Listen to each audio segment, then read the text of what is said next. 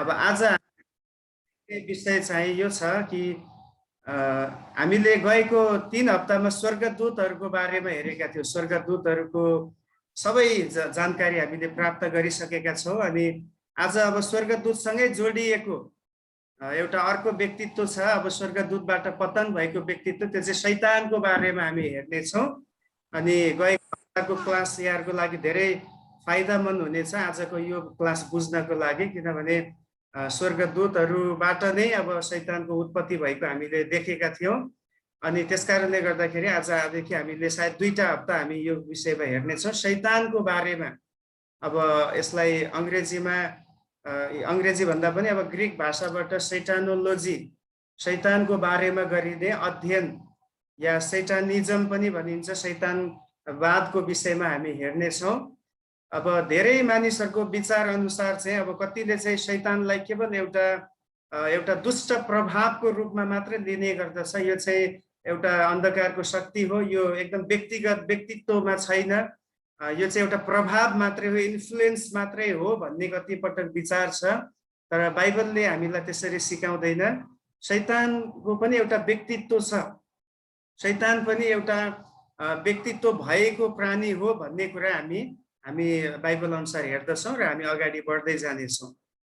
अब यहाँ अलिकति मैले व्याख्या लेखेको छु। परमेश्वरको एकमात्र विरोधी र क्रिस्चियनहरूको शत्रु शैतान हो। हेर्नुहोस् है, भनेपछि परमेश्वरको एउटा कोही विरोधी छ भने त्यो चाहिँ शैतान मात्रै हो। मानिस परमेश्वरको विरोधी होइन, तर शैतानसँग मिलेको कारणले कतिचोटि मतलब सिधा रूपमा र कहिले कहिले नजानिकन उसले विरोध गर्ने गर्छ, त्यो छुट्टै विषय हो। तर एकमात्र परमेश्वरको विरोधी चाहिँ शैतान हो र क्रिस्चियनहरूको शत्रु पनि शैतान हो। वास्तवमा क्रिस्चियनहरूको अरू शत्रु छैन, अरू कुनै धर्मका मान्छेहरूलाई हामीले शत्रु भन्न मिल्दैन, भन्दैनौँ। अब नबुझेकाहरूले कतिचोटि विभिन्न विचारले राख्ने गर्दछन्, उनीहरूको निम्ति विभिन्न शब्दहरू चलाउँछ। तर हामीले बुझ्नुपर्ने कुरा चाहिँ के भन्दाखेरि शैतान चाहिँ हाम्रो शत्रु हो। आत्मिक रूपमा हामीलाई बाधा पुर्याउने भएको कारणले त्यसलाई शत्रुको रूपमा लिएको छ। त्यसले हरेक समय परमेश्वरका कामहरूलाई बिगार्ने र उहाँलाई चुनौती दिने काम गर्छ, उहाँलाई च्यालेन्ज गर्ने गर्छ। परमेश्वरले कुनै राम्रो काम सुरु गर्नुहुन्छ, शैतानको काम चाहिँ के भन्दाखेरि आएर त्यसलाई तहस नहस गर्न खोज्ने र परमेश्वर तपाईँ फेल हुनुहुन्छ, यु आर फेलियर, तपाईँ चाहिँ सफल हुनुहुन्न भनेर धेरैचोटि च्यालेन्ज गर्ने काम चाहिँ शैतानले गर्दछ। त्यही हो, अदनको बगैँचामा पनि मानिसलाई परमेश्वरले सिद्ध रूपमा बनाएर राख्नु भएको थियो। तर त्यहाँ चाहिँ शैतानले के गर्छ भन्दाखेरि मानिसलाई नै त्यहाँनिर अब परमेश्वरको विरोधमा उक्साएर परमेश्वरको सृष्टिलाई अब भङ्ग गर्ने काम गरेको हामी देख्दछौँ। परमेश्वरले शैतानलाई दण्डको घोषणा गरिसक्नु भएको छ। जब 2000 वर्ष अगाडि येशू ख्रीष्ट क्रुसमा बलिदान हुनुभयो, उत्पत्ति 3:15 पहिलो पटक यही भविष्यवाणी गरिएको थियो कि स्त्रीको सन्तानले सर्पको या शैतानको शिरलाई के गर्नुहुनेछ, कुच्याउनु हुनेछ। भनेपछि शैतानको निम्ति दण्डको घोषणा चाहिँ 2000 वर्ष अगाडि क्रुसमा भइसकेको छ।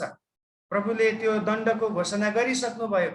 तर त्यो अन्तिम समयसम्म अथवा अब त्यसको एउटा समय परमेश्वरले तोक्नु भएको छ, जब यो पृथ्वीको अन्त हुन्छ त्यो बेलासम्म चाहिँ त्यसलाई छोडिएको छ। दण्डको घोषणा भइसक्यो कि त चाहिँ नाश हुने नै छस्, तर दण्ड दिइसकेको छैन, त्यो चाहिँ अब अन्तिमको समयमा हुनेछ। विशेष गरी मत्ती 25:41 पद हामी पढौँ, त्यहाँनिर शैतानको अन्त कसरी हुन्छ त्यो विषयमा हामी पाउँदछौँ। मत्ती 25:41 पद। त्यसपछि उनले देब्रेपट्टिका मानिसहरूलाई भन्नेछन्, श्रापित मानिस हो, मबाट दूर हो र दियाबलस र त्यसका दूतहरूका लागि तयार गरिएको अनन्तको आगोमा जाओ। यहाँनिर येशूले के भन्दै हुनुहुन्छ कि दियाबलस र त्यसका दूतहरूको निम्ति तयार गरिएको अनन्त आगोमा, भनेपछि शैतानको अन्त चाहिँ त्यसरी हुनेछ। अनन्त आगोमा, आगो र गन्धक दन्कने कुण्डमा, जसलाई हामी नरक भन्दछौँ, बाइबलले नरक भन्छ, त्यो ठाउँमा शैतानको अन्त हुनेछ। ओके, हामी अगाडि बढ्दै जाउँ। अब शैतान को हो त, अलिकति यसमा हामी बुझ्ने कोसिस गर्नेछौँ। शैतान एक आत्मिक प्राणी हो। अब हामी सबैलाई थाहा छ शैतानको सुरुवात कसरी भएको थियो। शैतान एउटा स्वर्गदूतको फर्ममा थियो, स्वर्गदूतहरूमध्ये पनि सबैभन्दा उच्च स्वर्गदूत, तर उसले जुन प्रकारको एउटा मनमा नै आफ्नो मनमा परमेश्वरको विरोधमा जुन किसिमको योजनाहरू बनायो, परमेश्वरलाई नै उसले अब च्यालेन्ज गर्ने त्यहाँ कोसिस पनि गरेको छ। अब म ठुलो हुनेछु, परमेश्वरको भन्दा माथिल्लो स्थानमा म मेरो सिंहासनलाई बसाल्नेछु भन्ने प्रकारको जुन त्यहाँनिर उसले त्यो विचार राख्यो, त्यो समयमा ऊ पतन भएकोले गर्दा हामीले बुझ्नुपर्ने कुरा ऊ आत्मिक प्राणी हो। अब केही समूहहरूले विश्वास गर्दछन् कि शैतान खराबीको प्रभाव मात्र हो, प्राणी होइन। अघि मैले भने हैन, कतिवटा मान्छेहरूले चाहिँ के विचार गर्छ, क्रिस्चियनिटीमा पनि यस्तो यस्तो समूहहरू छ जसले चाहिँ शैतानलाई आक्षरिक रूपमा चाहिँ उनीहरूले शैतानलाई मान्दैन। उनीहरूले के भन्ने गर्छ भन्दा यो चाहिँ एउटा खराबीको रूप मात्रै हो, जहाँ चोरी छ, डकैती छ, हत्या छ, त्यो कुरा चाहिँ शैतान हो, वास्तवमा शैतान नै व्यक्ति होइन भन्ने प्रकारको उनीहरूको विचार छ। तर जब हामी उत्पत्तिदेखि प्रकाशसम्म हामी हेर्छौँ, शैतानलाई खराबीको प्रभावको रूपमा मात्र होइन, तर एक व्यक्तित्व भएको प्राणीको रूपमा देख्छौँ। ओके, केवल एउटा विचार मात्र होइन शैतान, ऊ चाहिँ एउटा साँच्चीकै त्यो व्यक्तित्वमा छ, ऊ चाहिँ एउटा रूप हो, एउटा शक्ति हो। उसको बारेमा हामी बाइबलमा देख्छौँ। अब केही पदहरू छ, सबै पदहरू मैले टिपेको छैन, तर मुख्य एक दुईवटा पद छ। दोस्रो कोरिन्थी 11:3 पदमा पढ्यो भने शैतानको एउटा त्यहाँनिर स्वभाव हामी देख्छौँ, कस्तो खालको स्वभाव बताइएको छ। तर जसरी सर्पले आफ्नो चलाकीले हव्वालाई छल्यो, त्यसरी नै ख्रीष्ट प्रतिका तिमीहरूको निष्कपट र चोखो भक्तिबाट तिमीहरूका विचारहरू भ्रम पार्छन् कि भनेर मलाई डर लागेको छ। अब त्यहाँनिर छल्यो भन्ने शब्द चलाइयो। सर्पले के गर्यो रे, हव्वालाई गएर अदनको बगैँचामा छल्यो भन्ने बित्तिकै छलको कुरा त्यहाँ आयो। त्यो चाहिँ व्यक्तित्वमा हुने कुरा हो। आज मान्छेले पनि छल्ने गर्छ, किन ऊ भित्र व्यक्तित्व छ, ऊ भित्र मतलब विचार गर्न सक्ने खुबी छ, इच्छा गर्न सक्ने शक्ति छ। त्यस्तै शैतान पनि एउटा व्यक्तित्व भएको कारणले उसलाई पनि परमेश्वरले कुनै एउटा रूपमा पहिले बनाउनु भएको, त्योबाट पतन भएको अवस्था भएको कारणले गर्दाखेरि उसमा पनि त्यो कुराहरू हामी देख्छौँ, छलको कुरा हामी देख्छौँ। यदि प्रभाव मात्रै भएको भए छल्न सक्दैन थियो, प्रभाव मात्र होइन। दोस्रो तिमोथी 2:26 पद पनि हामी हेरौँ। र तिनीहरू चेतना पाएर दियाबलसको पाशोबाट उम्कने छन्, जसले तिनीहरूलाई त्यसको इच्छा अनुसार चल्नलाई कैदी बनाएको छ। अब यहाँनिर के भनेको छ, त्यसको इच्छा अनुसार चल्नलाई कैदी बनाएको छ भनेपछि दियाबलसले, शैतानले मानिसहरूलाई एक किसिमले बन्दी बनाएको छ। के को लागि भन्दाखेरि उसको इच्छा अनुसार चलाउनको लागि। अब यो इच्छा भन्ने जुन शब्द छ त्यो केसँग जोडिएको शब्द हो, एउटा व्यक्तित्व, पर्सनालिटीसँग जोडिएको शब्द हो। हामी मानिस पनि इच्छा गर्छौँ, हामीमा विल पावर छ। परमेश्वरले हामीमा भएको मतलब जुन स्वतन्त्र इच्छा गर्ने शक्ति छ त्यसलाई उहाँले पनि हनन गर्नुहुन्न, खोज्नु भएको छैन। त्यसकारण हामीलाई जे मनपर्छ हामी त्यतातिर लाग्ने गर्छौँ। अब हामीले हाम्रो विल पावरलाई दुरुपयोग गरे जस्तै शैतानले पनि उसलाई दिएको खुबी, जुन इच्छा गर्ने खुबी थियो, त्यसलाई उसले दुरुपयोग गरेर मानिसहरूलाई पनि त्यसको कैदी बनाउँदछ र मानिसहरूलाई पापमा फसाउने गर्दछ। सो यहाँबाट हामी के बुझ्न सक्छौँ, शैतान को हो? शैतान एउटा विचार मात्र होइन, एउटा सोच मात्र होइन, त्यो एउटा साँच्चीकै खराबीको एउटा दुष्ट हो भन्ने कुरा हामी त्यसमा पाउँदछौँ। एउटा व्यक्तित्व शैतानभित्र छ, किनभने छल गर्ने कुरा, इच्छा भएको कुरा, त्यो चाहिँ व्यक्तित्वसँग जोडिएको कुराहरू हो है। अब हामी हेर्छौँ शैतानको रूपमा कहिले विकसित भयो। अब यो एक किसिमले दोहोरिरहेको छ। हामीले स्वर्गदूतहरूको विषयमा अध्ययन गर्दा यो कुराहरू हेरिसकेका छौँ, तर योसँग सम्बन्धित भएकोले अलिकति डिटेलमा हामी हेर्ने कोसिस गर्नेछौँ। शैतान कुन बेला शैतान बन्यो त? शैतान सिद्ध रूपमा सृष्टि भएको सबैभन्दा उच्च ओहदाको करूप थियो। बुझ्दै हुनुहुन्छ? शैतान चाहिँ कोरे एकदमै सिद्ध रूपमा सृष्टि भएको उच्च ओहदाको करूप। अब करूप भन्ने बित्तिकै तपाईँले बुझिसक्नु भयो गएको क्लासमा। स्वर्गदूतहरूको अलग अलग तह छ, त्यो मध्ये सबैभन्दा नजिकमा बसेर परमेश्वरलाई सेवा पुर्याउने, खास गरी आराधनाको क्षेत्रमा ठुलो हिस्सा भएको एउटा समूह हो करूबको समूह। त्यसमा सराफिमहरू पनि पर्दथे, हामीले हेर्यौं। अब त्यसमा पनि सबैभन्दा चिफ थियो, एकदमै मेन थियो यो शैतान या लुसिफर भनौँ, त्यसको पहिलाको नाम लुसिफर। तर अब इजकेल 28 को 12 देखि 19 र यशाया 14 अध्यायको 12 देखि 17 पद अनुसार यो किसिमले वर्णन गरिएको छ शैतानको विषयमा है। त उसको विषयमा केही कुराहरू विशेषताहरू छ। एउटा चाहिँ बुद्धिपूर्ण र सर्वाङ्ग सुन्दर थियो भनेर बताइएको छ। उसलाई एकदमै बुद्धिले भरिएको थियो रे, बाइबलले त्यो कुरा भन्छ है। अनि सर्वाङ्ग भनेको सबै कुरामा पूर्ण थियो भन्ने कुरा, एकदमै सुन्दर। त्यसमा सुन्दर भएको कारणले त उसमा घमण्ड आयो, ओहो म यति सुन्दर छु। दोस्रोमा बहुमूल्य रत्नहरूले ढाकिएको थियो, अत्यन्तै महँगो महँगो रत्नहरूले ऊ चाहिँ सजिसजाउ भएको थियो, किनभने परमेश्वरको नजिकमा बस्ने भनेपछि त्यो अनुसारको एउटा श्रृङ्गारको कुराहरू, एउटा सुन्दरताको कुराहरू परमेश्वरले उसलाई पहिराइदिनु भएको थियो। त्यसपछि अभिषेक गरिएको देवदूत र सबैभन्दा उच्च थियो, उसलाई अभिषेक गर्नुभएको थियो परमेश्वरले। के को लागि अभिषेक गर्नुभयो? परमेश्वरको आराधनाको निम्ति। अभिषेक भन्ने शब्दको अर्थ केही हो, कुनै विशेष कामको निम्ति छुट्याइनु, सेपरेट गर्नु परमेश्वरको कामको निम्ति। भने शैतानलाई या लुसिफरलाई छुट्याइएकै थियो परमेश्वरको आराधनाको निम्ति, अभिषेक गरिएको थियो र सबैभन्दा उच्च देवदूत थियो यो। अर्को चाहिँ अब त्यहाँ हामीले त्यो वचनहरूमा पढ्दाखेरि सुन्दरता र ज्ञानले उसको हृदय घमण्डले फुलिएको कुरा हामी देख्छौँ। अब उसलाई घमण्ड आउने दुईटा कुरा रहेछ, एउटा चाहिँ उसको सुन्दरता, अर्को चाहिँ ऊ भित्र भएको ज्ञान, ऊ भित्र भएको खुबी। त्यही नै हो आज पनि मानिसहरूलाई पतन गराउने कुरा, यही नै छ है। अब सुन्दर हुनु परमेश्वरले हामीलाई दिएको आशिष हो, तर त्यही सुन्दरतामा हामी चाहिँ घमण्ड गरेर, परमेश्वरले हामीलाई आशिषित गर्नुहुन्छ त्यही पैसामा घमण्ड गरेर, त्यही ज्ञानमा घमण्ड गरेर, त्यही खुबीमा घमण्ड गरेर हामी के गर्ने गर्छौँ? परमेश्वरको विरुद्धमा हामी खडा हुने गर्दछौँ। अनि उसमा पनि त्यही भयो। र त्यसपछि नेक्स्ट लेखिएको छ उसको बारेमा, पाप र अधर्म पाइयो रे उसमा। उसमा चाहिँ असल कुरा पाइएन। त्यसपछि जब घमण्ड आउँछ त्यसले के ल्याउँछ? त्यसले पाप ल्याउँछ, अधर्मलाई जन्माउँछ। त्यही भयो, पाप र अधर्ममा ऊ फेला पर्यो। बिहानीको तारा भन्ने नाम पायो उसले, मतलब उसको लागि चलाइएको एउटा शब्द छ बिहानीको तारा। त्यसपछि घमण्डले गर्दा परमेश्वर जस्तै हुन खोजेको पनि हामी देख्छौँ त्यो पदमा पढ्दाखेरि, त्यो खण्डमा। अनि त्यसको लागि त्यसको भाग्य चाहिँ अनन्त खाडल वा नरक हो है। परमेश्वरले त्यसलाई अघि हामीले मत्ती 25 को 41 मा पनि पढ्यौँ, आगो र गन्धक दम्कने कुण्डमा परमेश्वरले यसलाई अन्त गर्नुहुनेछ। त्यसको अन्त्य चाहिँ त्यसरी हुनेछ।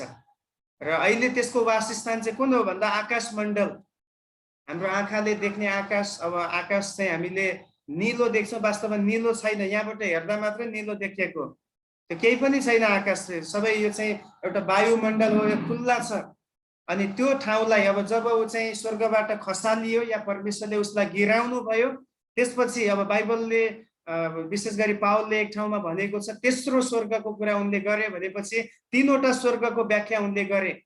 अब तेस्रो स्वर्ग भनेको चाहिँ परमेश्वर विराजमान हुनुभएको ठाउँ हामी पाउन सक्छौँ हैन, परमेश्वरको उपस्थिति भएको ठाउँ। त्योभन्दा मुनिका स्वर्गहरू, अब त्यसलाई बाइबलले स्वर्ग नै भनेको छ, हामी आकाश भनेर चिन्छौँ, त्यसलाई पनि कतिचोटि बाइबलले भाषामा स्वर्ग भनेको छ। त्यो आकाश मण्डललाई चाहिँ उसले आफ्नो कब्जामा लिएको छ। अनि उसले त्यहाँबाट नै आजभोलि आफ्नो शासनलाई अगाडि बढाएको, उसले आफ्नो कामहरू गरेको हामी देख्छौँ। अहिले पनि बेला बेलामा परमेश्वरसँग त्यसले वार्तालाप गर्दछ।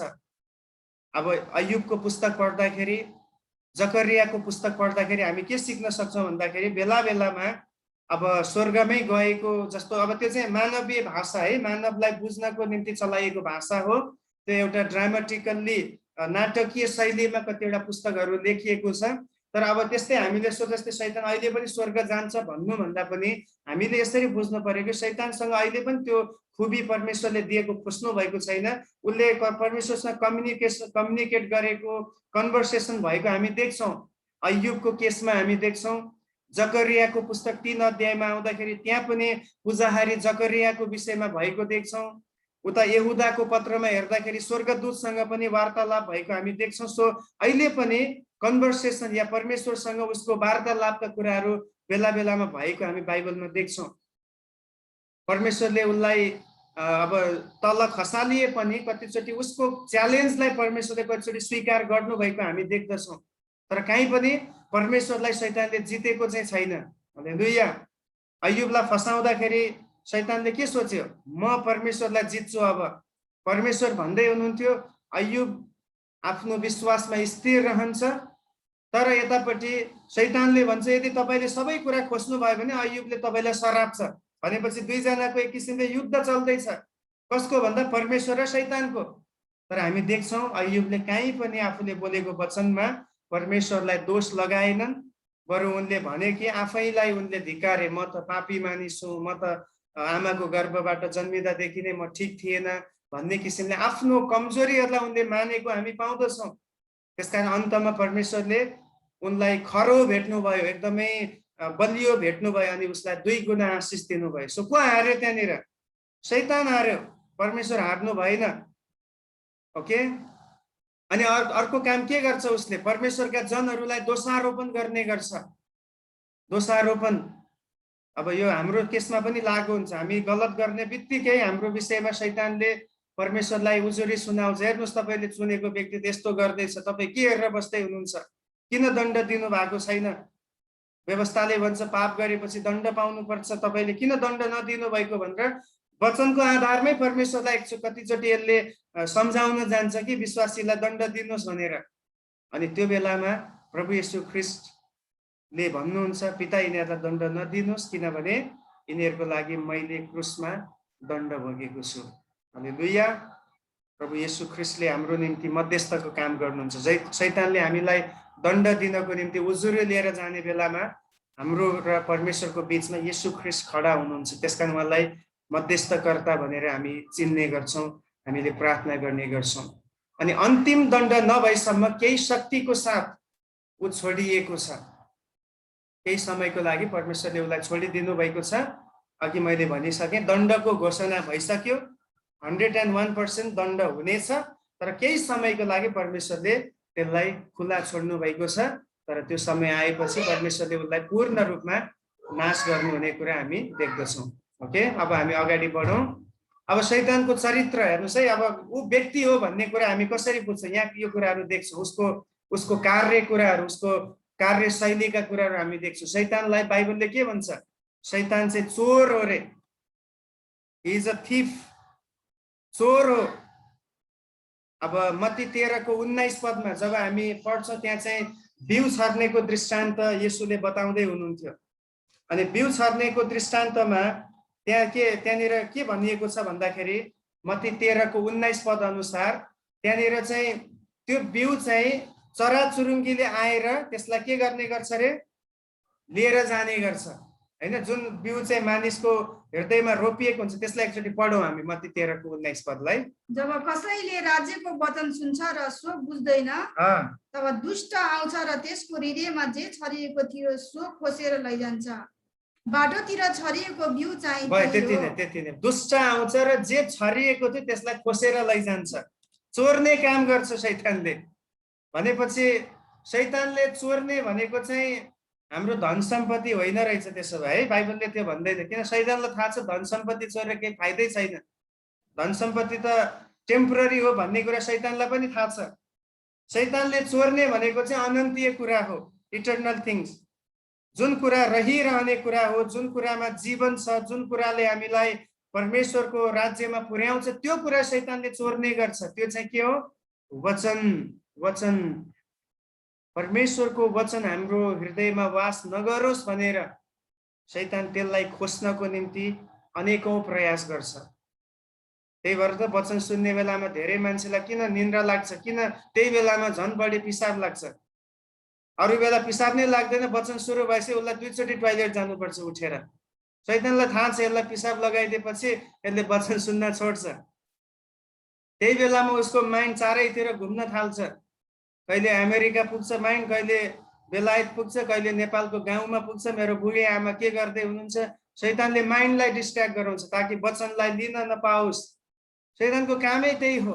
अब वचन त सुन्यो, ठिकै छ, वचन सुन्यो, सुन्ने बित्तिकै फेरि यता आउँदा आउँदै त्यो कुरा उसले भुलि पठाउँछ, उसलाई त्योसँग सरोकारै छैन। अर्को कतिवटा समस्याका कुरा उसको अगाडि ल्याइदिन्छ, वचन भन्दा उसले त्यो कुरालाई माथि आश्रय दिने गर्दछ। त्यो शैतानको काम नै यही हो। ऊ चाहिँ चोर हो, उसले हामीसँग भएको कुराहरू चोर्ने गर्छ, अनि त्यो चाहिँ बाइबलले भन्छ वचन त्यसले चोर्ने गर्छ, ताकि प्रभुलाई नचिनोस्, प्रभुलाई नजानोस्, प्रभुमा आज्ञाकारी नहोस्। यो शैतानको ठुलो रणनीति हो। जति पनि हामी सुसमाचार सुनाउँछौँ, किन धेरै प्रार्थना गर्नु खाँचो छ भन्ने, किनभने प्रार्थना गर्यो भने मात्रै पवित्र आत्माले त्यो वचनलाई उसको हृदयमा सुरक्षित रहनलाई मद्दत गर्नुहुन्छ। सुसमाचार त सुनायो, तर प्रार्थना भएन भने चाहिँ तुरुन्तै यहाँ भने अनुसार यसले गएर त्यो वचन निकालेर लैजान्छ। त्यसकारण शैतानले मानिसभित्र भएको वचनलाई चोर्ने गर्दछ, जसमा अनन्त जीवन छ। उसले चाहन्छ कि हामीले अनन्त जीवन नपाओस्। सो पहिलो उसको क्यारेक्टर के हो? ऊ चोर हो। दोस्रो, शैतान छली हो, डिसिभर भन्छ अङ्ग्रेजीमा। डिसिभर भनेको छल गर्ने व्यक्ति, धोका दिने। छललाई हामी अर्को भाषामा धोका पनि भन्न सक्छौँ, हैन? यहाँ अघि हामीले पढेको पद 2 कोरिन्थी 11:3 मा फेरि हामी पढ्नेछौँ। 2 कोरिन्थी 11:3।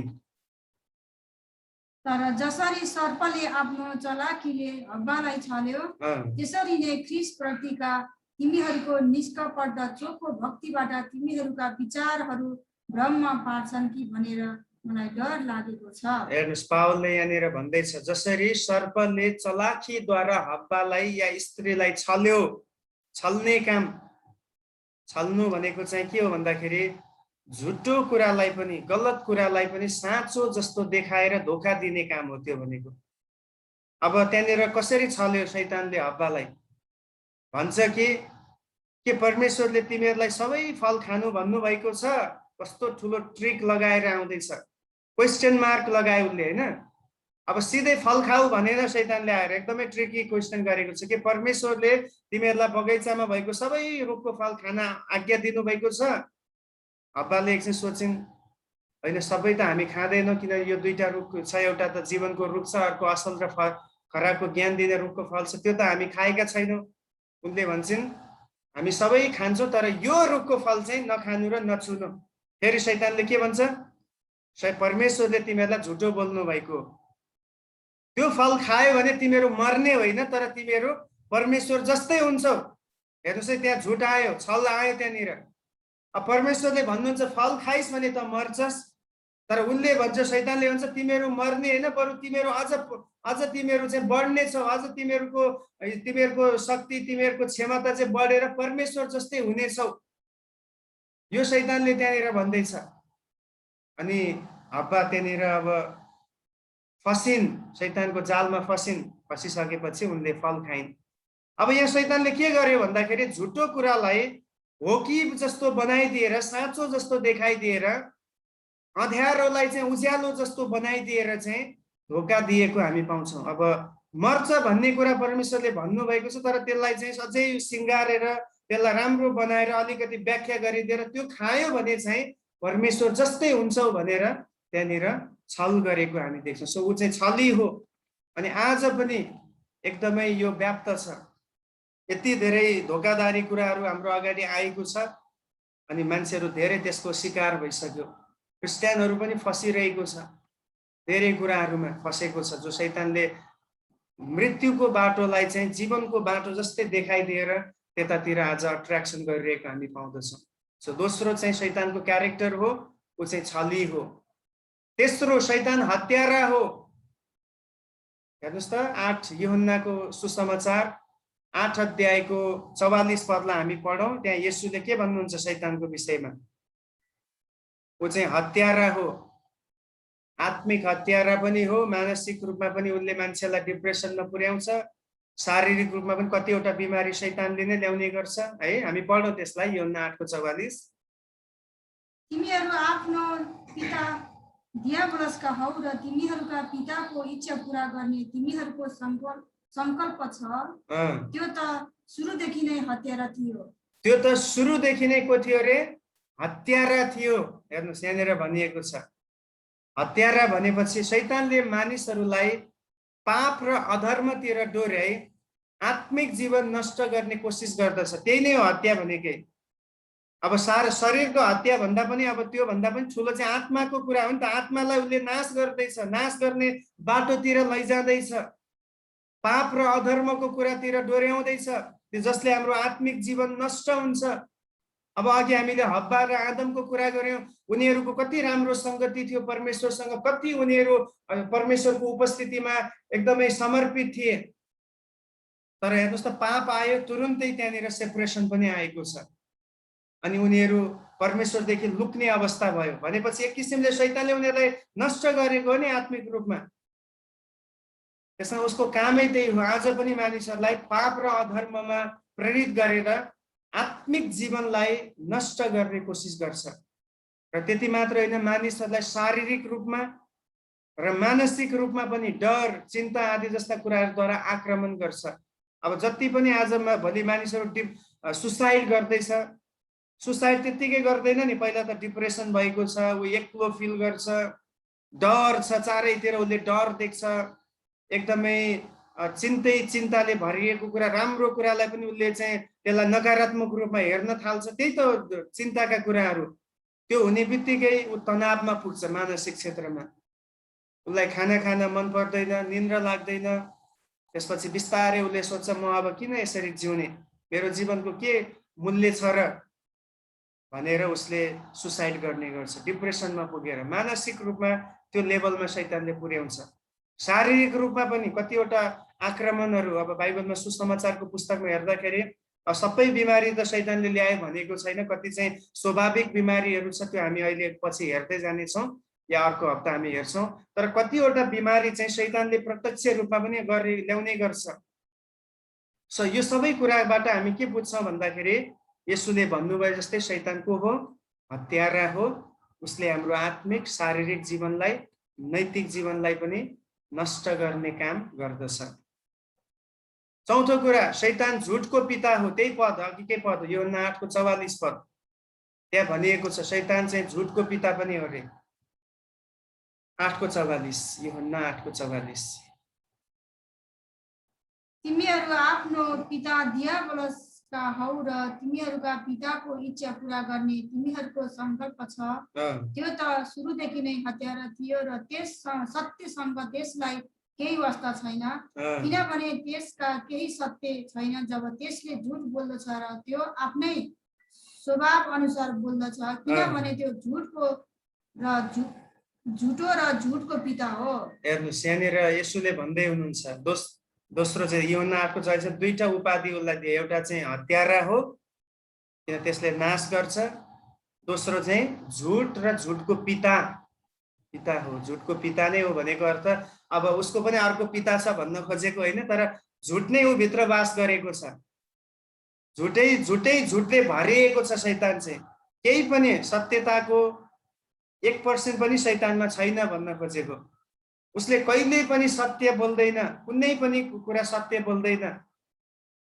अघि नै त्यही अदनको बगैँचामा हामीले हेर्यौँ, परमेश्वरले भनेको कुरा एउटा छ, तर उसले त्यसलाई मोडेर अर्को बनाइदियो, अर्को कुरा उसले ल्याउँदैछ। परमेश्वरले मर्छ भन्नुभयो, उसले जीवन पाउँछ भन्दैछ। झुट।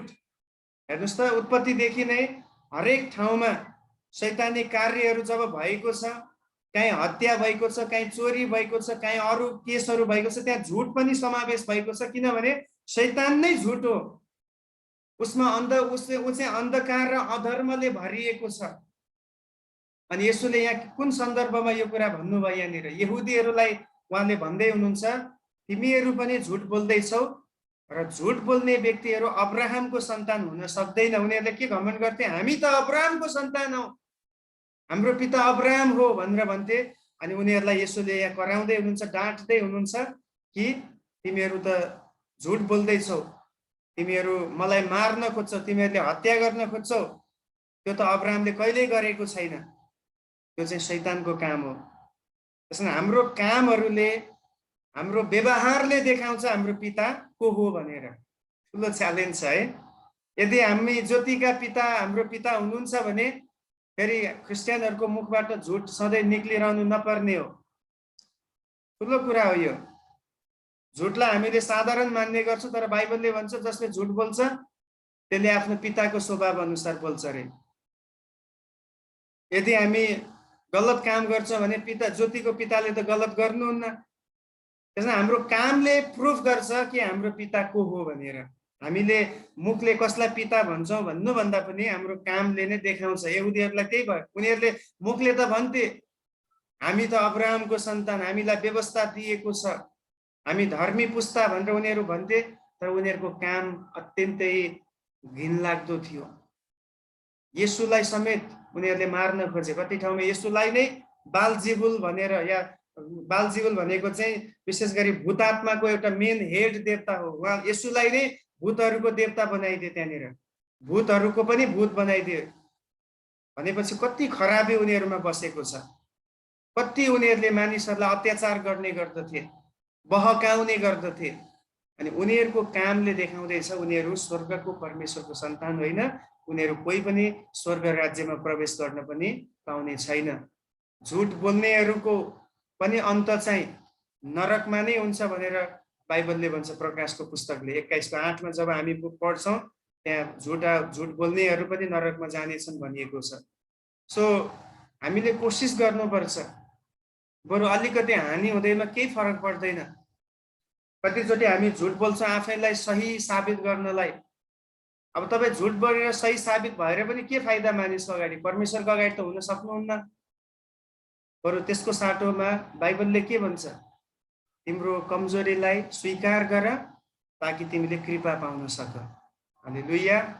वचनले त्यही भन्छ, आफ्नो कमजोरीलाई पिताको अगाडि मानिलिऊ, एकअर्काको अगाडि स्वीकार गर। पाप क्षमा पाउनलाई एकअर्कासँग आफ्नो अधर्म स्वीकार गर भनेको छ। बरु हामी चाहिँ त्यो स्वीकार गर्नुको साटोमा म ठिक छु, म एकदमै पर्फेक्ट छु, म सिद्ध छु, मेरो गल्ती होइन यो उसको गल्ती हो भनेर हामीलाई थाहा छ फेरि त्यो झुट हो भनेर, तर हामी आफैलाई त्यस्तो साबित गर्नको लागि कतिचोटि बोल्ने गर्छौँ। त्यो नगरौँ, त्यो धोका हो। किनभने जति तपाईँ झुट बोल्ने प्र्याक्टिस गर्नुहुन्छ त्यो बढ्दै जान्छ, बढ्दै जान्छ। जति यसलाई रोक्ने कोसिस गर्नुहुन्छ त्यो तपाईँको जीवनबाट हट्दै जान्छ। हामीमा जहिले पनि यो कन्सियस हुनु खाँचो छ कि म चाहिँ ज्योतिको सन्तान हुँ, अन्धकारसँग मेरो हिस्सा छैन। झुट अन्धकारबाट आउँछ, किनभने यो चाहिँ अन्धकारले भरिएको कुरा हो भन्ने सोचमा हामी जियौँ भने केही हद मात्रामा हामी झुटबाट अलग हुन सक्छौँ। र दोस्रो कुरा, यो मेन्टालिटीलाई पनि हटाउनु, झुट नबोलिकन जिउनै सकिँदैन। धेरैले मलाई आज पनि एकजनाले प्रश्न गरेको थियो, के हामी 100% सिद्ध जीवन जिउन सक्छौँ पृथ्वीमा भनेर एकजनाले मेसेन्जरमा भोइस रेकर्ड गरेर मेसेज गरेको सोधेको रहेछ। मैले भने सक्छौँ। यदि येशूले मानिस भएर सक्नुभयो भने त्यो त हाम्रो लागि एउटा नमुना हो। तर हामी चाहँदैनौँ नि, होइन? हाम्रो बहाना के हो भन्दाखेरि म मानिस हो, म त संसारमा छु, मलाई पनि सबै कुरा चाहिन्छ, त्यो त बहाना हो नि त। जब तपाईँले यो बहानालाई हटाउनुहुन्छ, म येशूलाई हेरेर जिउँछु भन्ने लक्ष्य हामी राख्छौँ, पाप नगरिकन पनि अब जिउन सक्छ। पहिलाको कुरा म गर्दिनँ, तर अहिलेको कुरा, अब त हामी उद्धार पाएकाहरू हौँ, पवित्र आत्मा हामीभित्र वास गर्नुहुन्छ। उहाँ किन वास गरेको? हामीलाई फेरि पापमा डोर्याउनु हो र? पापदेखि बचाएर हामीलाई एउटा सिद्ध जीवनतर्फ डोर्याउनलाई त उहाँ हामीभित्र वास गर्नुभएको छ। तर हामी चाहिँ के गर्छौँ?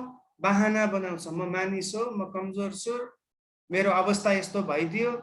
तर परमेश्वरको अगाडि त्यो केही बहाना चल्दैन। जब आगोको अगाडि हामी जानुपर्छ, आगोको अगाडि सबै झुट पक्राउ खान्छ। त्यस कारण ठुलो च्यालेन्ज छ हाम्रो लागि है। हामीले बहाना बनाउन छोड्नुपर्छ। क्रिस्चियनहरू बहाना परमेश्वरबाट आउँदैन, यो शैतानको हतियार हो। सक्दैनस्, म कमजोर छु भन्ने त्यो शैतानको हतियार हो। हामीले जित्नुपर्छ। म सक्छु, जसले मलाई शक्ति दिनुहुन्छ उहाँद्वारा म पाप नगरिकन पनि जिउन सक्छु। हालेलुया। जसले मलाई शक्ति दिनुहुन्छ म झुट नबोलिकन पनि सक्छु। यो कमिटमेन्ट गर्नुहोस् न, तपाईँले जित्नुहुन्छ। झुट बोल्ने आदतमाथि जित्न सक्नुहुन्छ। यो कमिटमेन्टको खाँचो छ। घोषणा गर्नुहोस् दिनै पछि।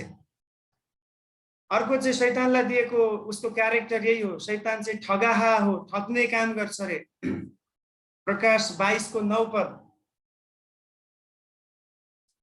उसको स्वभावहरु हेर्नुस् त कस्तो कस्तो काम गर्छ उसले ठगाहा हो तर तिनले मलाई भने हेर तिमीले यसो गर्नु हुँदैन म त तिम्रो र प्रकाश 12 को 9 पद 22 हैन 12 को 9 पद प्रकाश 12 को 9 पद है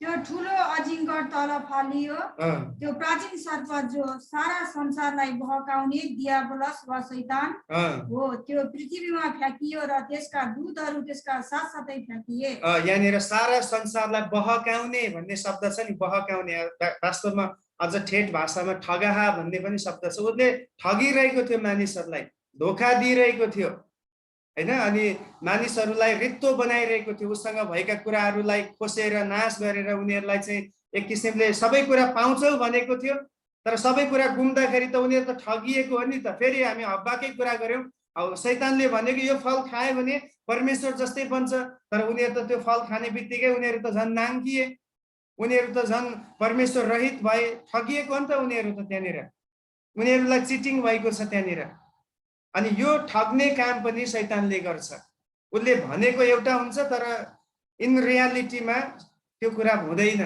त्यसको अपोजिट हुन्छ उसले यो पाउँछ भने बरु त्यही कुरा खोसिएको हुन्छ त्यसकारणले गर्दाखेरि शैतानको अर्को एउटा क्यारेक्टर हो उ चाहिँ ठग हो ठग्ने गर्छ उसले है अब उसका नामहरू शैतानलाई हामी बाइबलमा के नाममा पुकारेको पाउँछौं या के नाम चलाइएको छ शैतानको निम्ति हामी हेर्दै जानेछौं पहिलो चाहिँ शैतान नै भनिएको छ शैतानका नामहरुमा पहिलो चाहिँ शैतान हिब्रू भाषा अनुसार यो नामको अर्थ नै विरोध गर्ने भन्ने हुन्छ विरोध गर्ने है यो शैतान भन्ने शब्दको अर्थ नै के हो रे विरोध गर्ने यो नामको अर्थ हिब्रू भाषा अनुसार जसले मानिसहरूलाई सधैँभरि दोष लगाइरहन्छ रे पढौं यो पदलाई 12 को 10 पद प्रकाश 12 को 10 तब मैले स्वर्गमा यसो भनिरहेको एउटा ठुलो आवाज सुने अब हाम्रा परमेश्वरको मुक्ति शक्ति राज्य र उहाँका ख्रीष्टको अधिकार आएको छ किनकि हाम्रा भलाइहरूलाई दोष लगाउने हाम्रो भाइहरूलाई दोष लाउने जसले हाम्रा परमेश्वरको सामुन्ने तिनीहरूलाई दिनरात दोष लगाउँछ त्यो तल फ्याँकिएको छ हेर्नुस् अब यहाँ यति नै दोष लगाइरहन्छ अब उसको नामै उसको जातै त्यही हो दोष लगाउने त दोष लगाइहाल्छ नि हैन उसको कामै त्यही हो शैतान भन्नेको नामको अर्थ नै दोष लगाउने हो विरोध गर्ने दोष लगाउनु भनेको के विरोध गर्नु हो नि त उसको अगेन्स्टमा बोल्नु हो अनि त्यो चाहिँ शैतानले गरिरहन्छ दिनरात उसले चाहिँ दोष लगाउने काम मानिसहरूलाई आक्षेप लाउने काम गर्दछ अब उसले दोष कसरी लाउँछ ध्यान दिनुस् म केही कुरा बताउन चाहन्छु उसले दोष लगाउने भनेको शैतानले कसैलाई पनि सिधै पापमा डुबाउँदैन तर उसले पाप गर्ने माहौल सृजना गर्छ पापको माहौल उसले बनाउने गर्छ अब त्यो माहौल बनिसकेपछि त्यसलाई गर्ने कि नगर्ने जाने कि नजाने खाने कि नखाने हेर्ने कि नहेर्ने बोल्ने कि नबोल्ने झुटो कुरा बोल्ने कि नबोल्ने यो चाहिँ हाम्रो चोइसको कुरा हो शैतानले हामीलाई गर भनेर यहाँनिर गला अठ्याएर त्यो गर्न लगाउँदैन काहीँ पनि तर त्यो माहौल चाहिँ उसले बनाइदिन्छ अब त्यसलाई गर्ने कि नगर्ने हाम्रो हातमा छ जब हामी गर्छौं शैतानले मौका पाउँछ हेर तेरो मानिसले यस्तो गर्यो भनेर उसले परमेश्वरलाई जहिले पनि गएर सुनाउने गर्छ उसले भन्छ वचनले त यस्तो भन्छ व्यवस्थामा लेवीको पुस्तकहरुमा नयाँ नियममा पनि पाप गरेपछि दण्ड पाउनु पर्छ त्यसकारण तपाईको मान्छेहरूले पाप गरेको छ दण्ड दिनुहोस् भन्छ अनि जतिले येशूलाई नचिनिकन मरेको छ उनीहरू सबैलाई नरकमा किन पठाइन्छ हामीले यसरी पनि बुझ्नु पर्यो किनभने उनीहरूलाई नरकमा जानको निम्ति शैतानले भन्छ कि यिनीहरूले पाप गरेको छ यिनीहरू नरकको भागीदार हुनेहरू हो बाइबलले त्यही भन्छ जसले पाप गर्छ त्यो नाश हुन्छ जसले येशूलाई विश्वास गर्दैन येशूलाई विश्वास नगर्नु पनि त एउटा पाप हो नि त अब त्यसमा पनि शैतानले ठूलो भूमिका खेलेको छ अघि हामीले हेर्यौं उनले के गर्छ येशूलाई विश्वास गरोस् भनेर सुसमाचार सुनाइएको हुन्छ येशूमा बलियो होस् भनेर दिन बदिन प्रचार गरिएको हुन्छ तर शैतानले भन्छ कि यो वचन तेरो लागि हैन यो निकालेर उले कसेर लैजान्छ चोरेर लैजान्छ त्यसपछि उले येशूलाई विश्वास गर्न सक्दैन त्यसकारण अब आएको वचनलाई चोर्न दिने कि नदिने चाहिँ उसको हातमा छ नि त। उसले त्यो वचनप्रति होसियार भएर त्यसलाई जोगाइराख्यो भने शैतानले जबरजस्ती चाहिँ लाँदैन। हामी सुतेको बेला आएर चोर्छ भनेको भन्न खोजेको होइन। हाम्रो आत्मिक जीवनमा यदि हामी चनाखो भइरह्यौँ भने चाहिँ हामी भित्र भएको वचन खोज्न सक्दैन। तर हामी केयरलेस हुने बित्तिकै तुरुन्तै त्यसले लान्छ अनि त्यसपछि उसले दोष लगाउन थाल्छ, उसले विरोध गर्न थाल्छ। यस्तो यस्तो यसले गरेको छ, दण्ड पाउनुपर्छ। अनि परमेश्वर पनि त्यसको अगाडि के गर्ने? अब पाप गरेपछि त दण्ड दिनै पर्यो। दण्ड दिँदै दिँदै दिँदै उहाँ आउनुभयो। अन्तमा प्रभु येशू ख्रीष्टको दण्डको भागीदार हुनुभयो। सारा मानव जातिको पापको दण्ड येशूमाथि पर्यो। त्यो सबै व्यवस्था अनुसार पुरा हुँदै गएको छ। अब येशू ख्रीष्टले मानिसलाई, तर ध्यान दिनु, शैतानले चाहिँ दोष लगाइरहन्छ, तर येशू ख्रीष्टले चाहिँ मानिसलाई त्यो दोषबाट मुक्ति पाउन सहायता गर्नुहुन्छ। हालेलुया। येशूले मात्रै हामीलाई शैतानले लगाउने दोष र त्यसले गर्ने विरोधबाट हामीलाई मुक्ति दिन सक्नुहुन्छ, त्योबाट जोगाउन सक्नुहुन्छ। पहिलो यूहन्ना 2 अध्यायको 1 र 2 मा यूहन्नाले त्यहाँनिर येशूलाई एउटा वकालत गर्ने व्यक्ति अथवा वकिल हैन, एडभोकेटसँग तुलना गर्नुभएको छ। जसरी एउटा वकिलले आफ्नो पक्षमा भएको व्यक्तिको लागि वकालत गर्छ, जजको अगाडि, विपक्षको अगाडि वकालत गर्छ, त्यस्तै येशू ख्रीष्टले पनि गर्नुहुन्छ। अब यहाँ चाहिँ हामीले बुझ्नुपर्ने एउटा अदालत छ अनि पिता परमेश्वर चाहिँ त्यहाँको जज हुनुहुन्छ। शैतान चाहिँ विपक्षी वकिल हो। उसले दोष लगाइरहेको छ, यसले यो गर्यो, यसले चोरी गर्यो, यसले पाप गर्यो, यसले ठगी गर्यो, यसले व्यभिचार गर्यो भनेर उसले पिताको अगाडि त्यो कुरा सुनाइरहेको छ। अब यता येशूले चाहिँ के गर्नुहुन्छ? 2 को 1 र 2 पद हामी पढौँ है त। पहिलो यूहन्ना 2 को 1 र 2 पद। मेरा साना बालकहरू, तिमीहरू पाप नगर भनी म यी कुरा तिमीहरूलाई लेखिरहेछु। तर कुनै मानिसले पाप गर्यो भने पनि पितासँग हाम्रो पक्षमा बोलिदिनु हुने एकजना हुनुहुन्छ, अर्थात् धार्मिक येशू। हालेलुया। यहाँनिर के भनिएको छ? पितासँग हाम्रो पक्षमा बोलिदिने एकजना हुनुहुन्छ, जो चाहिँ धार्मिक येशू। उता शैतान पनि बोलिरहेको छ हामीलाई दण्ड दिलाउनको निम्ति, तर यतापट्टि येशू पनि एउटा वकिल बनेर खडा हुँदै हुनुहुन्छ। उहाँले बोल्नुहुन्छ कि अनि त्यसपछि उहाँ हाम्रा पापका निम्ति प्रायश्चित हुनुहुन्छ र हाम्रा निम्ति मात्र होइन तर सारा संसारका पापहरूका निम्ति पनि। हालेलुया। येशू ख्रीष्ट हाम्रो पक्षमा खडा हुनुहुन्छ त्यो बेलामा। त्यसैले येशूमा विश्वास गर्नेहरूको लागि चाहिँ यो आशा छ कि अब चाहिँ पाप भइहाल्यो भने पनि उनीहरू नाश हुनु पर्दैन। उनीहरूले पश्चाताप गरेर आफ्नो सम्बन्ध प्रभुसँग बलियो बनाउन सक्ने प्रावधान दिएको छ। तिमीहरू पाप नगर, तर इनकेस भइहाल्यो भने पनि नभाग, बरु के गर? पश्चाताप गर। तिमीहरूले त्यसलाई स्वीकार गर, किनभने आज पनि तिम्रो पाप क्षमाको निम्ति तिम्रो पक्षमा उहाँ वकालत गर्न खडा हुनुहुनेछ। हालेलुया। कति असल कुरा हो। यही हो बाइबलको खुबी भनेको।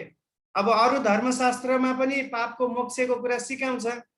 कर्म गर्नुपर्छ, असल काम गरेर मोक्ष पाउँछ। तर पाप गर्यो भने, फेरि पाप गर्यो भने सधैँभरि मोक्ष पाइरहन्छ भनेर सिकाउँछ। बाइबलले के भन्छ भन्दाखेरि पाप नगर, तर यदि भइहाल्यो भने पनि तिमीहरूको लागि वकालत गर्नुहुने प्रभु हुनुहुन्छ।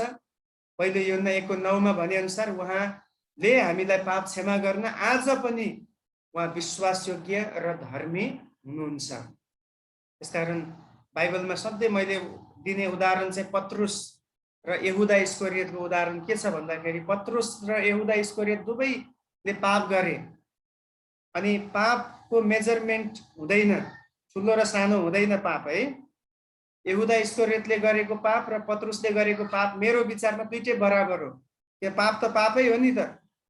तर यहुदा इस्करियोत नाश भएर गयो, पत्रुस फेरि सेवकाईमा आयो। किन? एउटै कारण हो, यहुदा इस्करियोतले पश्चाताप गरेन, उसले प्रभुतर्फ आफ्नो आँखा लगाएन, प्रभुमा आएन। ऊ चाहिँ सुसाइड गर्नतिर लाग्यो, खत्तम गर्यो जीवन। यता पत्रुस चाहिँ 3 चोटि उसले त्यो येशूलाई इन्कार गर्ने बित्तिकै उसले त्यहाँनिर उसको आँखाबाट आँसु झारेको कुरा, त्यो कुरालाई मानिलिएको कुरा हामी देख्छौँ। र पछि येशूले उसलाई क्षमा गर्नुभएको र फेरि सेवकाईमा जिम्मेवारीहरू दिनुभएको हामी देख्छौँ। सो आज यहाँबाट हामी के सिक्न सक्छौँ भने हामीले पाप गर्ने बित्तिकै शैतान त पुग्छ परमेश्वरको अगाडि, तर त्यसमा हामी आत्तिनु पर्दैन। हामी चाहिँ प्रभुमा रहिरहौँ। हामी लडिहाले पनि प्रभुको हात चाहिँ नछोडौँ। प्रभुको हात समायो भने प्रभुले फेरि हामीलाई उठाउन सक्नुहुन्छ। त्यसकारण त हितोपदेशमा भनिएको छ, धर्मी जन 7 पटक लडे पनि 8औं पटकमा फेरि उठ्छ। हालेलुया। हामीलाई उठ्ने आधार छ, किन येशूले हामीलाई उठ भन्नुहुन्छ। यसले पाप गरे अब त हट भनेर उहाँले तुरुन्तै हटाउनुहुन्न। त्यसको पनि एउटा सीमा छ। अब लगातार पाप गरेको गरे गर्छ, परमेश्वरको आवाजै सुन्दैन, अनाज्ञाकारी भएको भई गऱ्यो भने त त्यो छुट्टै कुरा हो। येशूले पनि भन्नुहुन्छ अब त कुनै कामको रहेनस्। तर अब जिउँदै जाँदाखेरि कमजोरी आउन सक्छ, हामी लड्न सक्छौँ। परमेश्वरले त्यो बेलामा हामीलाई उठाउनुहुन्छ। हामीले त्यो कुरालाई मानौँ कि आज पनि उहाँ तपाईँको र मेरो पक्षमा पितासँग वकालत गर्दै हुनुहुन्छ। यसलाई दण्ड नदिनुहोस्, यसको निम्ति मैले क्रुसमा मूल्य चुकाएको छु। अनि पिताले क्रुसलाई हेर्नुहुन्छ, ओहो त्यति ठुलो ताडना, त्यति ठुलो कष्ट सहेर मेरो पुत्रले मानिसहरूको निम्ति कष्ट सहेको छ, म कसरी दण्ड दिन सक्छु? अनि पिताको हात रोकिन्छ। हामी दण्डबाट बाँच्ने एकमात्र उपाय हो येशूको शरणमा आफैलाई राख्नु, येशूको उपस्थितिमा आफैलाई राख्नु। येशूमा हुनेहरूलाई दण्डको आज्ञा छैन। आमेन। सो पहिलो नाम शैतान है, विरोध गर्ने, दोष लगाउने व्यक्ति। दोस्रो उसलाई दुष्ट पनि भनेर सम्बोधन गरिएको छ बाइबलमा। दुष्ट, हामी पनि दुष्ट शक्ति भनेर डाक्ने गर्छौँ शैतानलाई। शैतानलाई दुष्ट पनि भनिन्छ। यो नाम ग्रीक शब्द दियाबोलसबाट आएको, जुन दियाबोलस भनेर कति ठाउँमा पावलले यो शब्द चलाएको छ। दियाबोलसबाट नै दुष्ट भन्ने शब्द आएको हो, ग्रीक शब्द है यो चाहिँ दियाबोलस, जसको अर्थ चाहिँ निन्दक भन्ने हुन्छ। निन्दक भनेको निन्दा गर्ने।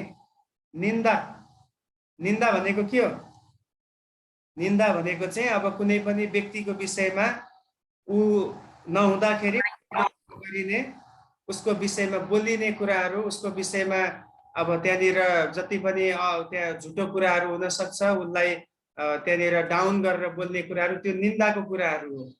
अनि यो पनि शैतानको एउटा हतियार हो है। आजभोलि क्रिस्चियनहरू पनि धेरै यस्तो पापमा फसेको छ। निन्दा, केही काम छैन, घरमा बस्यो, 2-3 जना भेला भयो, अनि फलानु यस्तो ऊ त्यस्तो भनेर एकअर्काको कुरा गरेर हामी टाइम पास गर्ने गर्छौँ। त्यो तपाईँ शैतानको हतियार बन्दै हुनुहुन्छ, किनभने शैतानको कामै त्यही। दुष्ट भन्ने शब्दको अर्थ नै निन्दा गर्ने हो। बरु कसैको कुरा गर्नुको साटो त्यसको लागि प्रार्थना गर्नुहोस् 5 मिनट, त्यो आशिष हुन्छ। मैले सधैँ भन्ने गर्छु, परिवार भेला हुँदाखेरि कहिल्यै पनि अरूको कमजोरी पनि परिवारमा नानीहरूको अगाडि कुरा नगर्नुहोस्। आमा बाउहरूको गल्ती नै यही छ। कोही व्यक्ति मन परेको हुँदैन, छोराछोरीको अगाडि पनि उसको कुरा काटेर बस्छन्। छोराछोरीले त त्यही त सिक्छ त। अनि यदि कुनै कमजोरी छ भने पनि बरु श्रीमान श्रीमती मात्रै बसेर कुरा गर्नुहोस्, बच्चाहरूको अगाडि या अरू। अब कतिचोटि त हामीलाई यो पनि होस् हुँदैन कि हामी कसको कुरा कसको अगाडि गर्दैछौँ। अब त्यहाँ छिमेकीहरू पनि बसेको हुन्छ, त्यही बेलामा चर्चको विरोध गरिरहेको हुन्छ, विश्वासीको विरोध गरिरहेको हुन्छ। त्यो एकदमै तपाईँ परमेश्वरको राज्यलाई भत्काउँदै हुनुहुन्छ। निन्दा भनेको हेर्दाखेरि केही जस्तो लाग्दैन, तर त्यसले चाहिँ तपाईँको भित्रको स्वभावलाई उजागर गर्ने गर्छ कि तपाईँको भित्र के बास गरेको छ। त्यहाँ कहिले पनि निन्दा गर्ने कुरा, ब्याकबाइटिङका कुराहरू, अरूलाई कमजोर बनाएर उसलाई जहिले पनि तल खसालेर बोल्ने कुराहरू, यो प्रभुको आत्माबाट हुँदैन। अब यो पदहरू धेरै ठाउँमा लेखिएको छ। अब यो सबै पदहरू हामी नपढौँ, तर एउटा दुईटा पद पढौँ। प्रेरित 10को 38 पद पढौँ। त्यहाँनिर प्रेरितको लेखकले के भन्दैछ लुकाले, हेर्नुहोस् त। कि परमेश्वरले नासरतका येशूलाई पवित्र आत्मा र शक्तिले अभिषेक गर्नुभयो। उहाँ सुकर्म गर्दै र दियाबलसबाट पेलिएकाहरूलाई निको पार्दै हिँड्नुभयो। हेर्नुहोस्, दियाबलसबाट पेलिएकाहरू। अब दियाबलस जुन शब्द छ त्यसले चाहिँ मानिसहरूलाई अब त्यहाँनिर दबाउने, उनीहरूलाई नष्ट गर्ने काम गर्छ। विभिन्न कुराद्वारा उनीहरूलाई चाहिँ पेल्ने काम गर्ने रहेछ। तर येशूले के गर्नुभयो रे? दियाबलसबाट पेलिएकाहरूलाई उहाँले निकाल्ने काम गर्नुभयो, छुडाउने काम गर्नुभयो। अब यो सबै पदहरू तपाईँ नोट गरेर राख्नुहोस्, पछि पढ्नु होला। अहिले हामी नपढौँ, धेरै पदहरू पढ्न गयो भने समय निकै अगाडि बढ्छ। पदहरू तपाईँले पढ्नु छ। 13 अध्यायको 10 पदमा पनि छ। एफिसी 4 को 27 मा त के भनिएको छ? दियाबलसलाई, यो एउटा पद पढौँ, एफिसी 4 को 27। त्यहाँनिर पावलले भन्छ कि दियाबलसलाई मौकै नदेऊ भनेको छ। दियाबलसलाई तिम्रो जीवनमा काम गर्ने अवसरै नदेऊ भनेको छ त्यो ठाउँमा। एफिसी 4 को 27 पद। र दियाबलसलाई मौका नदेऊ। हेर्नुहोस् त, यति हो कुरा। यदि एउटा सक्सेसफुल क्रिस्चियन जीवन जिउन चाहनुहुन्छ भने शैतानलाई मौकै नदिनुहोस्। भनेपछि मौका दिने र नदिने पनि त हाम्रो हातमा रहेछ नि त। पाप गर्ने र नगर्ने पनि हाम्रो हातमा रहेछ। अब हामीले सबै दोष शैतानलाई पनि थुपार्न पाउँदैन। यो शैतानले गर्दा म पाप गरेँ। शैतान त पापको स्रोत हो नै, तर हाम्रो केसमा आउँदाखेरि गर्ने कि नगर्ने अन्तिम छनौट चाहिँ तपाईँको र मेरो हातमा छ है। अघि मैले भनिसकेँ, शैतानले के गर्छ? माहौल बनाउँछ। व्यभिचारको माहौल बनाइदिन्छ शैतानले। चोरी गर्ने माहौल बनाउँछ। अब जति पनि पापको छ, पापको माहौल क्रिएट गर्ने चाहिँ, सिन क्रिएट गर्ने काम चाहिँ शैतानको हो। अब त्यो माहौलमा घुस्ने कि नघुस्ने चाहिँ हाम्रो काम हो। त्यसकारण हामीले 100% शैतानलाई सबै दोष लगाउन पाउँदैन। त्यसकारण त परमेश्वर न्यायी हुनुहुन्छ। पाप गर्ने व्यक्तिहरू, प्रभुलाई विश्वास नगर्नेहरू पनि नरक किन जान्छ? किन उनीहरूले आफ्नो पनि त भूमिका त्यहाँ दिएको छ। शैतानले नै पाप गर्न लगाई भएको भए त परमेश्वरले बुझ्नुहुन्थ्यो कि यिनीहरूको गल्ती छैन, शैतानले लगाएको भन्नुहुन्थ्यो नि त। तर मानिसको पनि त त्यसमा निर्णय जुटेको छ।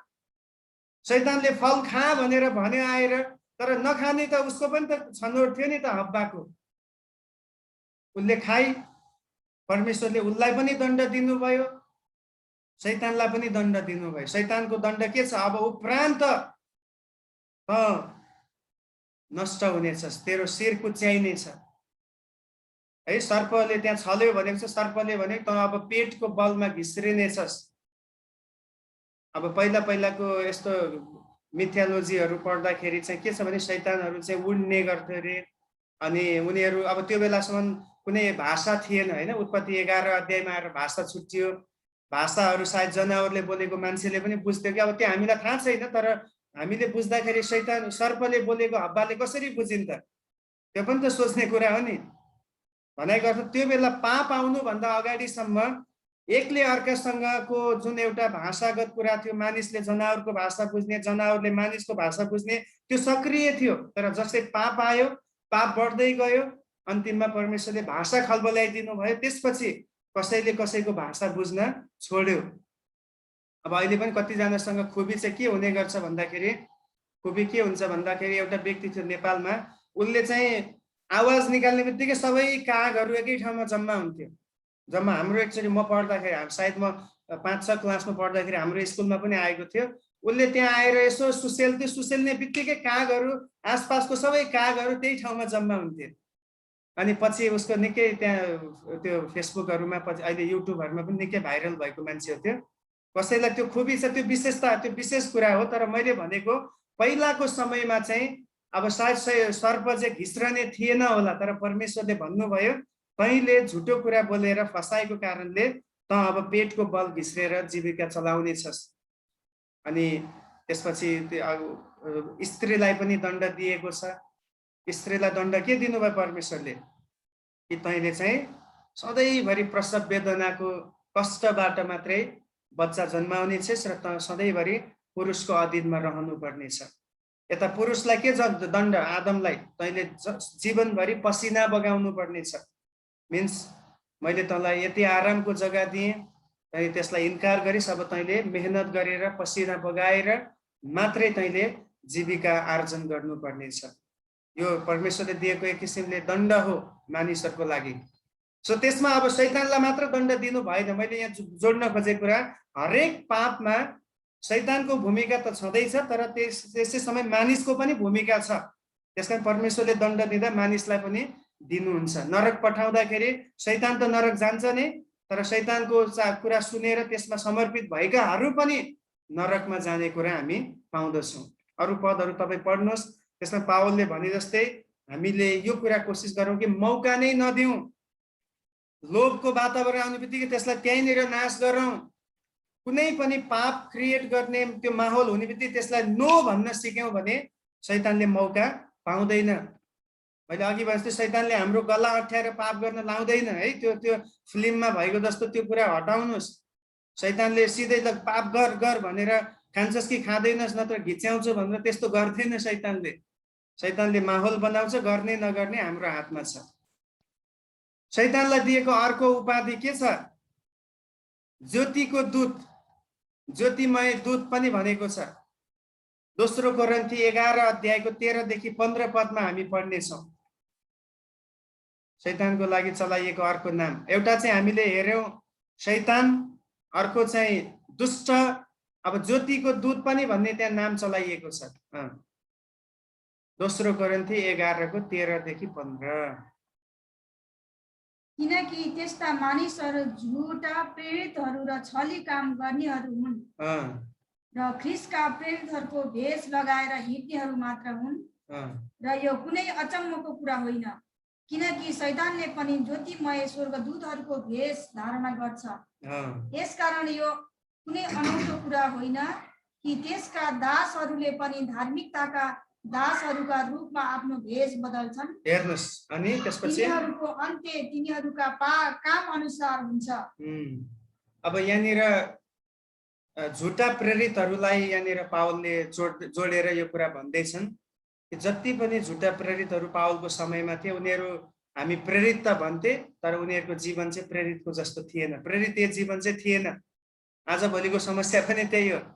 ठुलो ठुलो भाषण हुन्छ, प्रचार गर्छ, तर रियालिटीमा त्यस्तो जीवनै हुँदैन त्यो व्यक्तिको है। पर्दा अगाडि देखिने जीवन र पर्दा पछाडिको जीवनमा आकाश पातलको भिन्नता भए जस्तै। त्यो चाहिँ कुन रूप हो भन्दा ज्योतिको दूतले, जस्तै शैतानले ज्योतिको दूत जस्तै भेष धारण गर्छ त्यस्तै रूप भनेर उनले यहाँ बुझाउन खोज्दैछ। नक्कलीपना क्या, नक्कलीपना। अब कागलाई जतिसुकै नुहाइदिए पनि, जतिसुकै जेसुकै क्रिम लगाइदिए पनि काग बकुला त बन्दैन नि। काग कागै हो, कालै हुन्छ। अहिलेसम्म काग सेतो हामीले देखेको छैन हैन। जुन हजारौं बकुलाको बीचमा एउटा काग लगाएर राखे पनि काग त कालै हो नि त, त्यसलाई हामी बकुला मान्न सक्दैनौँ। त्यस्तै शैतान त शैतानै हो। ऊ अधर्मले भरिएको छ, ऊ धोकेबाज हो, उसले छल गर्छ, उसले हत्या गर्छ, उसले चोर्ने गर्छ, ऊ धोका दिने गर्छ, झुटको पिता हो, त्यो सबै हो। तर कहिले कहिले चाहिँ के गर्छ रे, मान्छेलाई भरमाउनको निम्ति, धोकामा पार्नको निम्ति भेष बदल्ने काम गर्छ रे। राम्रो बनिदिने, राम्रो जस्तै देखाइदिने, पापलाई पनि सजी सजावट गरेर ल्याइदिएपछि ओहो यो त अत्यन्तै राम्रो रहेछ भनेर देख्ने शैतानको काम हो। अनि आज यहाँबाट हामीले सिक्नुपर्ने कुरा चाहिँ हाम्रो जीवन देखावटी जीवन हुनुहुन्न। यसले पनि हामीलाई धोका दिन्छ, किनभने परमेश्वरले चाहिँ हामीलाई हामी बाहिर के देखाउँछौँ भन्ने कुरा भन्दा धेरैचोटि हामीले पढ्ने कुरा उहाँले हृदयको जाँच गर्नुहुन्छ, हृदयलाई उहाँ तलास गर्नुहुन्छ। शैतानले जुन भेष धारण गर्छ त्यो त बाहिरी कुरा हो नि त। सो यो बाहिरी भेष धारण गर्ने कुरालाई हामीले बन्द गर्नुपर्छ। हामी जे वास्तविकतामा छौँ त्योमा हामी प्रकट भयो भने कमजोरी नै किन नहोस्, परमेश्वरले त्यो क्षमा पनि गर्नुहुन्छ, स्वीकार पनि गर्नुहुन्छ र पछि त्यो कमजोरीमाथि विजय हुनलाई सहायता पनि गर्नुहुन्छ। तर यो देखावटीपनमा आफ्नो भित्र हजारौं कुरालाई लुकाएर राखेको छ, बाहिर म आत्मिक भनेर देखाए केही काम छैन, त्यो टिकाउको हुँदैन। त्यो त परमेश्वरको अगाडि एक दिन स्पष्ट देखिन्छ। जे कुरा तिमीले लुकाएर गर्छौ त्यो धुरीबाट प्रचार गरिन्छ भनेर यसोले भन्नुभयो है। प्रभुको राज्यमा हामी कसैलाई धोकामा राख्न सक्दैनौँ। एक दिन धोका होला, 10 दिन धोका होला, 1 वर्ष होला, तर अर्को वर्ष त्यो देखिन्छ। हामी कहिले पनि कुनै कुरा कसैलाई लुकाउन सक्दैनौँ, छिपाउन सक्दैनौँ। मैले भने नि, बरु गल्ती भयो भने त्यसलाई मानिलियो भने त्यो धेरै ठुलो उन्नतिको कारण बन्छ। गल्ती नै हुँदैन भन्न खोजेको पनि गल्ती हुन्छ, तर मानिलिने स्वभाव चाहिँ त्यो चाहिँ पश्चातापको स्वभाव हो, नम्र स्वभाव हो। एउटा उदाहरण याद आउँदैछ, मैले सायद पहिला पनि भने होला। स्याल थियो रे जङ्गलमा, अनि त्यो स्यालले चाहिँ सोच्यो रे म चाहिँ अब एउटा विशेष प्राणी बन्छु। अनि ऊ चाहिँ यसो सहरतिर पस्दाखेरि एउटा घरमा चाहिँ कलरिङ हुँदै थियो अरे, पेन्टिङ हुँदै थियो अरे। अनि त्यो बाल्टीमा चाहिँ ग्रिन कलर हुँदै थियो अरे, ग्रिन पेन्ट थियो अरे। त्यसमा त्यसले स्यालले डुबुल्की मार्यो अरे, अनि उसको कलरै चेन्ज भयो अरे स्यालको। अनि कलर चेन्ज भएपछि त हरियो स्याल है, अब कहिले नदेखेको जानवर आयो जङ्गलमा। त्यसपछि उसले भन्यो कि अबदेखि जङ्गलको राजा म भनेर उसले घोषणा गर्यो, सबैलाई भेला गर्यो, म छुट्टै हो, म छुट्टै हुँ, म एकदम ताकतवार छु, म एकदमै सुन्दर छु भनेर उसले चाहिँ आफैलाई जङ्गलको राजा घोषणा गर्यो। त्यसपछि उता सिंहलाई टेन्सन भयो, अब जङ्गलको राजा, ओरिजिनल राजा त म हो, यसले पो राजा घोषणा गर्दैछ। तर उसलाई डाउट पनि थियो, यो कता कता यसले धोका त दिँदै छैन, यो अर्कै प्राणी त होइन, स्याल जस्तो गन्ध पनि आउँदैछ, गन्ध त आउँछ नि जहिले पनि, स्याल जस्तै गनाउँदै पनि छ, तर भन्न पनि मिलेन, किनभने अब हेर्दा अर्कै देखिन्छ, बाहिरी रूप अर्कै छ। त्यसपछि उसले के गर्यो भन्दाखेरि सिंहले के ट्रिक लगायो भने अरू 10-15वटा स्यालहरू ल्याएछ अनि सबैलाई कराउन लगाए रे, हु हु गरेर कराउन लाउँदाखेरि अब यो त स्यालै हो ओरिजिनलमा, ऊ पनि कराउन थाल्यो रे स्यालसँगै। अब कलर मात्रै फरक छ, आवाज त स्यालको निक्लिँदैछ। त्यसपछि सिंहले भने त भागिहाल यहाँबाट, त स्याल भनेर त्यहाँनिर लखेटेको कुरा भनाइ गर्दा के हो भन्दाखेरि कतिचोटि हामी पनि त्यही गर्छौँ, बाहिर अर्कै रूप छ अनि अर्कै कुरा देखाउने गर्छ, तर भित्र चाहिँ धेरै कुराहरू लुकेको छिपेको हुन्छ। त्यो चाहिँ परमेश्वरले मन पराउनुहुन्न, त्यो चाहिँ शैतानको तरिका हो। शैतानले चाहिँ जहिले पनि धोका दिनलाई, मानिसहरूलाई भ्रममा राख्नलाई उसले चाहिँ नक्कली भेष धारण गर्ने गरेको हामी पाउँदछौँ। मेरो विचारमा समय अगाडि बढिसक्यो, अब अरू अगाडि धेरै कुराहरू छन्, मेरो विचार यति नै राख्न आजलाई है, फेरि सिक्दै जाउँला हामी बिस्तारै, हतार गरेर बढ्नुभन्दा बिस्तारै सिकौँ, आजलाई यति नै गरौँ। सो आज हामीले सिकेको मोटामोटी कुराहरू चाहिँ यही नै हो कि शैतान चाहिँ जुन प्रकारले पतित भयो, अब उसको लक्ष्य भनेकै परमेश्वरको सृष्टिलाई, परमेश्वरको कामलाई बिगार्नु र त्यसलाई भत्ताभुङ्ग गर्ने उसको लक्ष्य हो। उसले त्यो काम आज पनि धेरै चलाखीको साथमा, बहादुरीको साथमा गर्दैछ, मानिसहरूलाई परमेश्वरको विरोधमा लगाएर, परमेश्वरको इच्छाको विरोधमा खडा गरेर, अनि प्रभुलाई चिनेकाहरूलाई पनि यसले चलाउँदैछ।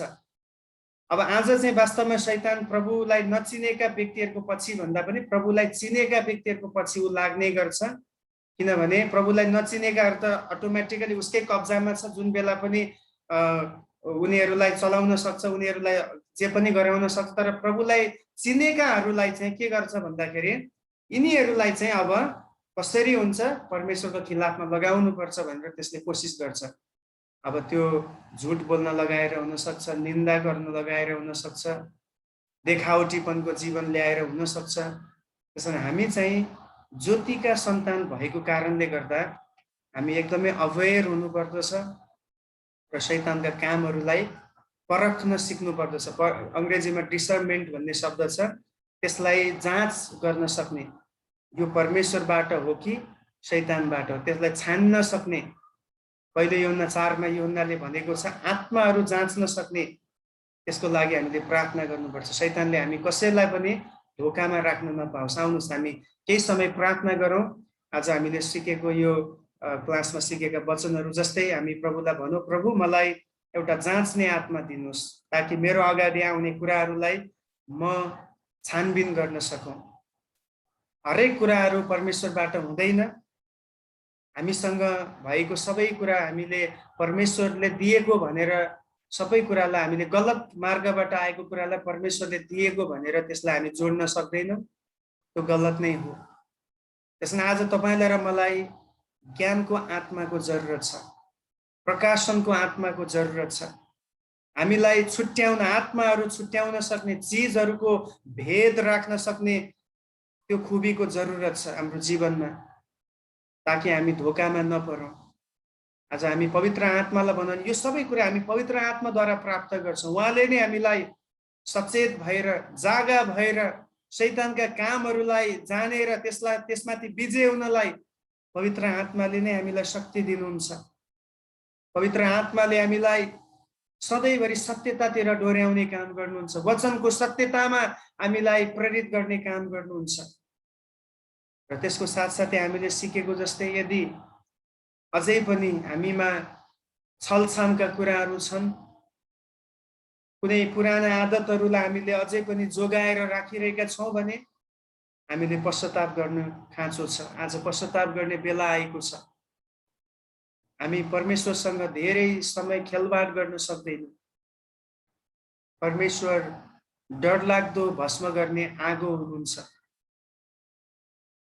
तर यदि हामीले समयमा नै त्यो पापलाई मानिलिएर हामी उहाँको हातमा आफैलाई समर्पण गर्यौं भने हामीले उहाँबाट कृपा पाउनेछौँ। किनभने आज पनि प्रभु हाम्रो निम्ति मध्यस्थ बनेर काम गर्दै हुनुहुन्छ। हाम्रो अधर्मबाट हामी छोडोस् भन्ने उहाँ ठुलो इच्छा राख्नुहुन्छ कि आज हामी निर्णय गर्न सक्छौँ, प्रभु जुन पापलाई मैले सबैभन्दा सानो सम्झिएको, सायद झुट बोल्ने कुरा हुन सक्छ, मेरो लागि सानो ठहरिएको, मैले सानो मानेको, तर यो पनि झुट शैतानबाट आउँदछ भनेर हामीले पढ्यौँ। किनभने झुटको पिता नै शैतान हो। मेरो जिब्रोलाई तपाईले कन्ट्रोल गर्नुहोस्। मेरो हानि भए तापनि, म झुक्नु परे तापनि सत्य बोलेर म झुक्नेछु भन्ने त्यो मानसिकता हामी तयार गरौँ। प्रभु हामी धन्यवाद गर्छौँ। आज विशेष तपाईको वचन